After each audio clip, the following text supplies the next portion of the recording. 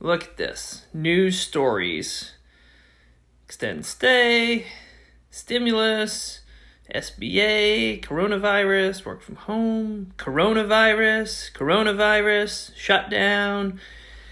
Look, I am not going to be the one to tell you this, but the reality is everything in the news is related to coronavirus in some form or another. And I'm not going to say that you should ignore it, but I think one of the things you probably should do, especially at this point, is reduce or cut down your news consumption.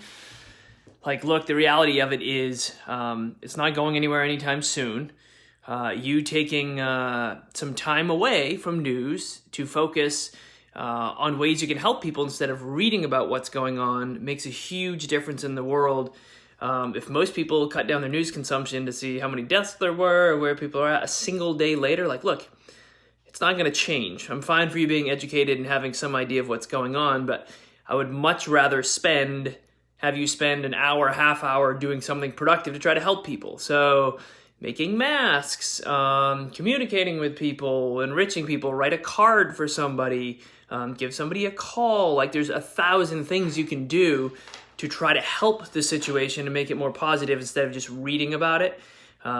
I'm not a huge news person anyway, but the reality is the first couple of weeks, look, I fell into the same trap that everybody else did. You know, I was trying to educate myself, figure out where I was going to go, what was safest, what was best for my clients, my business. And after those first couple of weeks, my wife said to me, like, look, you got to stop paying so much attention to this. You got to start focusing on what you need to actually do.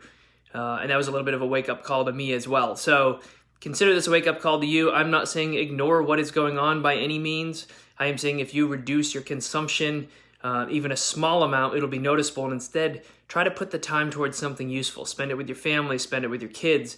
Focus on your health, right? Spend 10, 15 more minutes exercising instead of 10 or 15 more minutes reading about people that are sick.